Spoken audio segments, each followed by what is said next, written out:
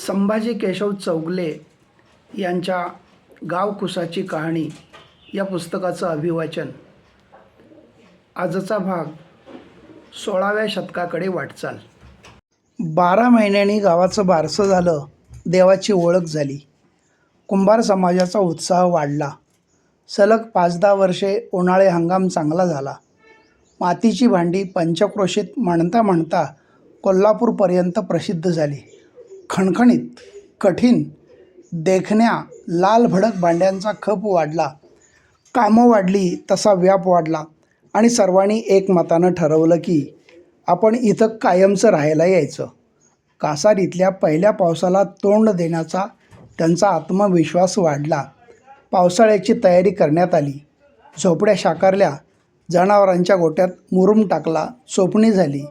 आपापल्या गावाकडच्या घरांकडून कांडप दळपासाठी वाहन, मुसळं, जातं आणलं. पाटा, वरवंटा, खलबत्ता, मापटं, चिपटं, कोळवं, अडीसरी सारं घेऊन आले. वयोवृद्ध म्हातारे कोतारे आले. पंचांग पाहून घरातले देवदेवारे आणले आणि गावाकडची दारं कायमची बंद झाली. ते इथले कायमचे रहिवासी झाले. पहिला पावसाळा काढला.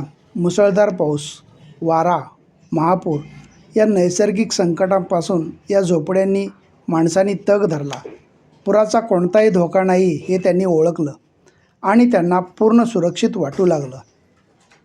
पावसाचा जोर संपल्यानंतर गणपतीचा सीझन आला आणि त्यांनी उभ्या पावसाचा मारा खाणारी महादेवाची पिंड व मेढेश्वर या स्वयंभूला जागरण करायचं ठरवलं. बाहेर गावावरून गवंडी आणला आणि सर्वांनी मिळून दगड गोळा केले. हाताने उचलणाऱ्या दगडांचे ढीग लागले. काळ्या कुट्ट दगडांमध्ये दगडावर दगड रचून छान आणि छोटीशी कमान केली. त्या दगडाच्या कमानीने टेकडीसुद्धा सुंदर दिसू लागली. देवाला जागरण केलं. सभोवताली चौकोनी दगडांचा गराडा घातला. एक बंदिस्त देऊळ तयार झालं. गावाला शोभा आली. देवालाही शोभा आली. दिवस रात्र तेलाची वात जळू लागली. पुढे दसऱ्याच्या तयारीसाठी मंदिर तयार झालं.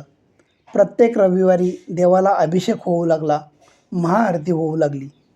दिवसामागून दिवस गेले. उन्हाळ्याचे दिवस आले. कामाची धांदल सुरू झाली. प्रत्येकजण आपापल्या कुटुंबासाठी खपत होता, राबत होता. असेच एक दिवस सकाळची कामे आटोपून न्याहारी करून दुपारच्या उन्हातानात लोक जरा विसावा घ्यावा म्हणून धरणीला पडले होते. आपापल्या झोपड्यात कलंडले होते. पहाटेपासून कामाच्या व्यापाने काही जणांचा दुपारचा डोळा लागला होता. काही जण पडून होते. सारं गाव उन्हाच्या कायलीनं शांत झालं होतं. चिडीचूप झालं होतं. दुपारच्या उन्हात झाडं शांत उभी होती. पानंही हलत नव्हती. पाखरं झाडांच्या फांद्यावर बसून चोचीनं आपलं अंग साफ करत होती. कुत्री झाडाखाली थंडगार मातीत मुरगाळून निवांत पडली होती. कोंबड्या मातीत पंख खुपसून अंगावर माती उडवत होत्या. म्हातारी जनावरं रवंत करत बसली होती. मुलं दूध दुभती जनावरं घेऊन डोंगरात चारायला गेली होती. मुलं गुरं घेऊन गेल्यामुळं शांततेत आणखीन भर पडली होती.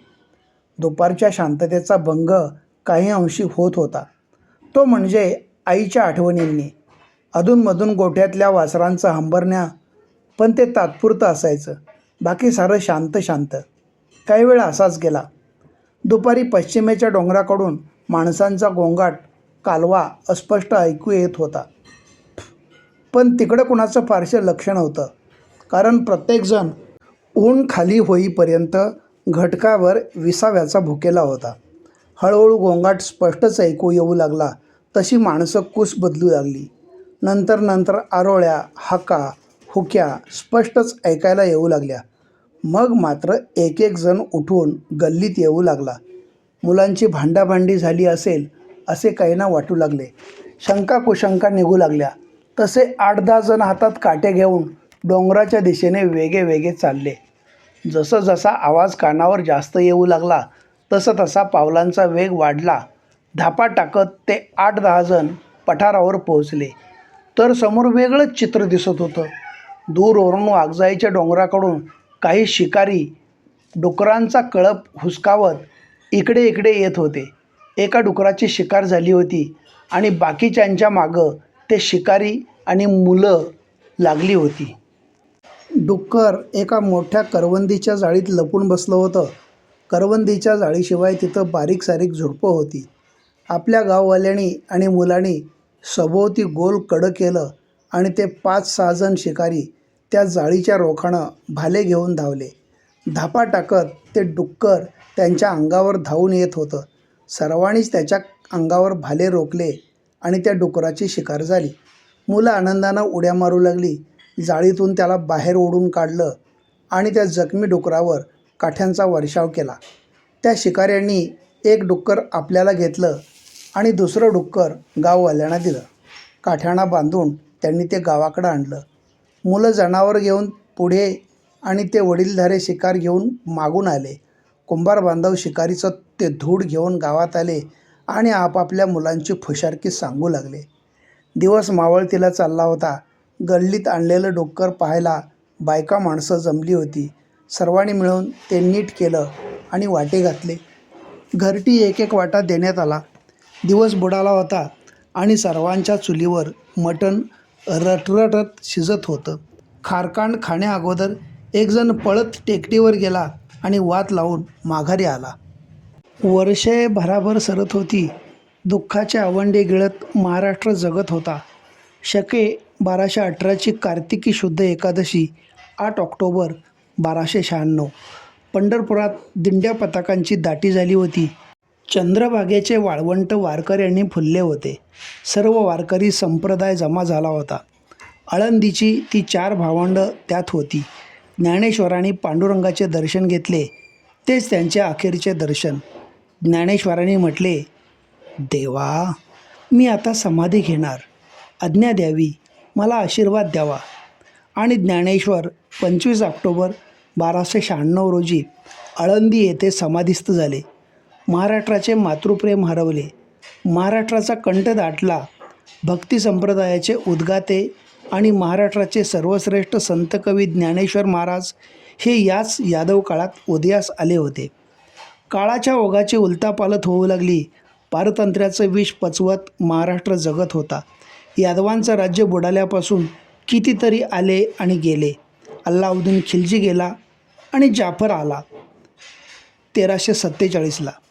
जाफर गेला आणि महम्मद शाह सुलतान आला 1358ला. महम्मद शाह सुलतान गेला आणि हुमायून शाह आला 1461ला. किती सुलतान आले आणि किती गेले. त्याचवेळी सलग 12 वर्षे दुष्काळाच्या छायेत महाराष्ट्र दिवस कंठत होता. 3000 कोस दूर असलेल्या पोर्तुगालमधील महत्त्वाकांक्षी फिरंग्यांची नजर हिंदुस्थानावर पडली. रेस्तेल बंदरातून वास्को द गामा आला तो कायमचे पाय रोवायला 1498ला. महाराष्ट्राला कुणीही वाली उरला नाही. सलग 12 वर्षे दुष्काळ सहन करत माणसांची मनं करपू लागली. अन्याय, अत्याचार, दुष्काळ हे शब्दही महाराष्ट्राच्याच वाटेला का यावेत हेच कळत नव्हतं. नावारूपाला आलेल्या गावाकडून, शहराकडून लोक भीतीपोटी निर्जन ठिकाणच्या वाड्या वस्त्यांवर येऊ लागले, राहू लागले. पै पाहुणे, ओळखीचे किंवा मित्रपरिवार असा पासपोर्ट असला की इथं राहायला बंदी नसायची. या राहायला आलेल्या लोकांना अन्याय, अत्याचाराची एवढी भीती असायची की 2 वेळेचं पोटभर खायला आणि विना उपद्रवाचा निवारा मिळाला की चांगली जिंदगी जगता येते हे त्यांना कळून चुकलं होतं. त्यासाठी जात पात, देव, देश, धर्म यांची गरजच भासत नसे. त्याच काळात विशाळगडापासून पांढरपाणी ते पन्हाळ्याच्या दक्षिण भाग असलेल्या कासारी खोऱ्यात हळूहळू जंगलामध्ये वस्त्या दिसू लागल्या. कुंभारांशिवाय काही भीतीपोटी तर काही पोटासाठी या मेढेश्वराच्या पांढरीत जो येईल तो सुखावू लागला. एकमेकांच्या भरवशावर सर्वजण राहू लागले. कुणी जाईच ना. गावात एजा वाढली. पडळ, येवलूज इकडून पण जंगलातून येणे जाणे चालू झाले. नदीवर तरापा तयार केला, त्यामुळे येणे जाणे सोपे झाले. निसर्गाच्या सान्निध्यात आपलं छोटंसं गाव उठावदार दिसू लागलं. मुबलक पाणी, हिरवीगार डोंगर या निसर्ग नवलाईला भुलून लोक इथं राहणं पसंत करत होते. ना सुलतानांचा उपद्रव, ना दुष्काळाचा. गुरंढोरं वाढली, पोटवाटा वाढल्या, वहिवाटी वाढल्या. कुंभारांखेरीज छोटे मोठे लहानसहान उद्योग वाढले. पन्हाळगड, कोल्हापूरपर्यंत लोक व्यवसायासाठी जाऊ लागले. हळूहळू लोकसंख्या वाढू लागली. कोलोलीपासून ते पिंपळे वाघवे उतरेपर्यंत, बाजारभोगापासून ते पुनाळ माजनाळपर्यंत, कसबा ठाणे आणि येवलूज पडळ माझगावपर्यंत एकमेकांच्या गावात एकमेकांची सोयरीक होऊ लागली. नव्या पिढीतील मुलामुलींची लग्न होऊ लागली. त्यामुळं गावागावात जवळीक निर्माण होऊ लागली. पै पाहुण्यांचे संबंध वाढू लागले. नव्या पिढ्या निर्माण होऊ लागल्या. वेगवेगळ्या जाती धर्माचे लोक येऊन राहू लागले. आपल्या गावात कासारी खोऱ्यात सर्वांचे स्वागत होऊ लागले. हे सारे लोक एकदम नाही आले. काही वर्षानंतर आले, तर काही तपानंतर आले, पण आले. एकमेकांच्या भरवशांचे 12 बलुतेदार गावात येऊ लागले. मातीची भांडी करायला कुंभार आला, कुंभाराच्या चाकासाठी सुतार आला, सुताराच्या हत्यारासाठी लोहार आला आणि लोहाराच्या भात्यासाठी चांभार आला, चांभाराच्या चांबड्यासाठी तेली आला, तेल्याच्या चुन्यासाठी कोळी आला, कोळ्याच्या शिकाईसाठी मांग आला, देवाच्या पूजेसाठी गुरव आला, अंथरून पांघरून धुणारा परीट आला, मेंढपाळी ढोल्या धनगर आला, गावावर नजर ठेवणारा महार आला आणि सर्वांची हजामत करायला न्हावी आला. 12 बलुतेदारांचा माझा गाव झाला. गाव सजला, गाव माजला, गाव थिजला.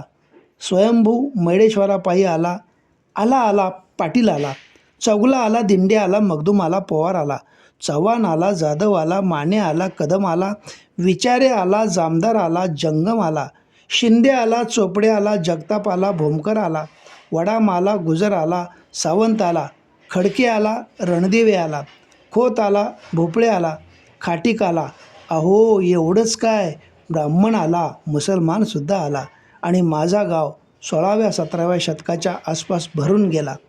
12व्या शतकापासून ते 19व्या शतकापर्यंत सर्वजण अंतरांतराने येऊ लागले. धन्यवाद. चंद्रभागेचे वाळवंट वारकऱ्यांनी फुलले होते. सर्व वारकरी संप्रदाय जमा झाला होता. आळंदीची ती 4 भाव